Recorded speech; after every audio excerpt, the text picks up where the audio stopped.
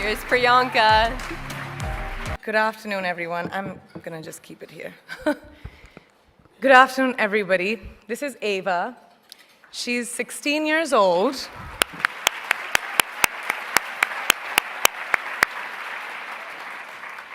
An age where girls should be enjoying their innocence and joys of their youth.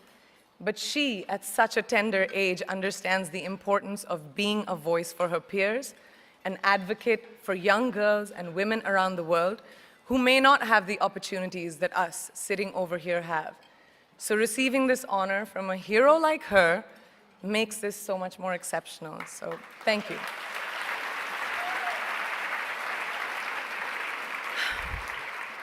Good afternoon, and thank you, and wow, I am so privileged and so honored to be sharing this afternoon with all of you and these incredibly amazing women that are being honored today. I'd like to extend my congratulations to each one of you, Octavia, Michelle, Kelly, Patty, and all 50 women that have been included in the Impact Report. Your achievements not just inspire me, but also so many others to work harder, to be better, and to make a dent wherever we can. So I'm very, very proud to be standing alongside of you. So in life, you know, there are moments when you stop and ask yourself, how did I get here? Like, why am I standing here? Well, this is definitely one of those moments for me. And I find myself going back to the beginning, back to my roots. I was born to incredible parents, amazing parents who served as doctors in the Indian Army. I was the firstborn, and as far back as I can remember, I made my parents very proud and happy 99% of the time. Okay, slight exaggerations of personal achievements are allowed from time to time, don't you think? My brother was born a few years later, and even then, nothing changed for me. We were both given equal opportunities, and I want to emphasize this. I want to really emphasize this for you because I don't think a lot of people might understand that being equal might seem very normal. But where I come from, India, and a lot of developing countries around the world, more often than not, this is an exception. It's actually a privilege. My first experience of the glaring disparity between boys and girls came at a very, very young age. I grew up in a middle-class family with extremely philanthropic parents who constantly reminded me and my brother how lucky we were and how giving back to those who were less fortunate was not a choice. It was a way of life. Simple. I was 7 or 8 years old when my parents started taking me on these visits in a traveling clinic to developing communities around and villages around the city that we lived in called Bareilly. We were packed into this ambulance, and my parents would provide free medical care to people who couldn't afford it. My job at the age of 8 was assistant pharmacist.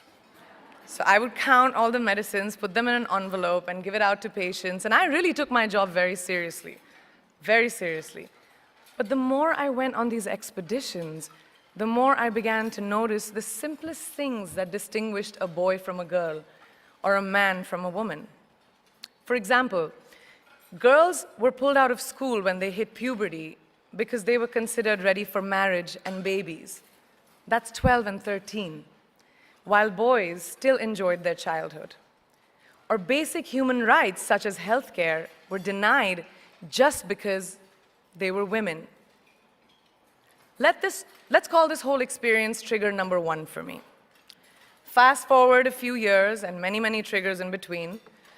Like a producer-director, for example, early on in my career, I must have been about 18 or 19, telling me that if I didn't agree to the ridiculous terms or painfully low salary in his movie, that he would just replace me.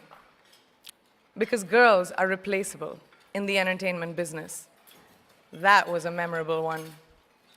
Made me decide to make myself irreplaceable. But I think what really moved the needle for me and ultimately led me to create the Priyanka Chopra Foundation for Health and Education, and around the same time partner with UNICEF, was an encounter with my housekeeper's daughter. About 12 years ago, I came home from set early one day, and she was sitting in my library reading a book. And she must have been 8 or 9 years old, and I knew she loved reading. So I asked her, I was like, it's a weekday, why aren't you in school? And she said, oh, I don't go to school anymore.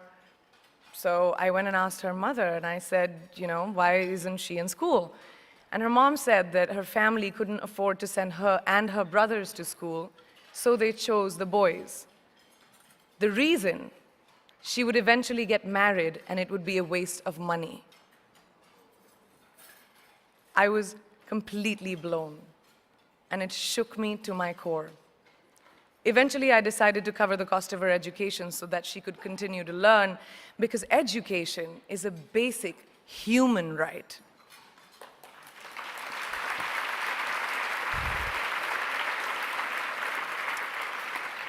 And a huge necessity, especially today. From that point on, I was determined to make a difference in as many children's lives as I could, in whatever big or small way that I could contribute. There's a really, really beautiful quote that I read recently, and I think it's absolutely appropriate to explain what I'm trying to say today. The hand that rocks the cradle, the procreator, the mother of tomorrow, a woman shapes the destiny of civilization. Such is the tragic irony of fate that a beautiful creation such as a girl child is today one of the gravest concerns facing humanity. Girls have the power to change the world. It is a fact, and yet today, girls are more likely than boys never to set foot in a classroom, despite of all the efforts and progress made over the last 2 decades. I'm just going to give you a stat, more than 15 million girls of primary school age will never learn how to read or write, compared to 10 million boys. Primary school, it's the beginning of our future. Over the last 11 years, I have witnessed firsthand the incredible work that UNICEF does for children around the world, especially victims and survivors of child marriage, displacement, war, sexual violence. But there is still so much work to do. And for me, that is the fuel to my fire. The reason I'm so committed to this cause, and that is where my passion stems from, because I know that a girl's education not just empowers families, but communities and economies. A result of her education, we all do better. It's just as simple as that.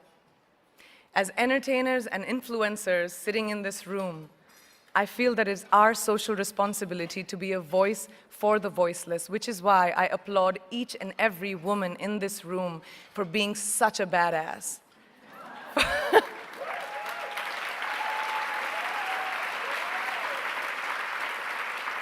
For using your platform and your voice to contribute to change, and for ensuring that there is not even one lost generation as long as we are alive. I'd like to thank Variety and all of you for encouraging me and all of us in this room to keep going and fighting on. Thank you so much.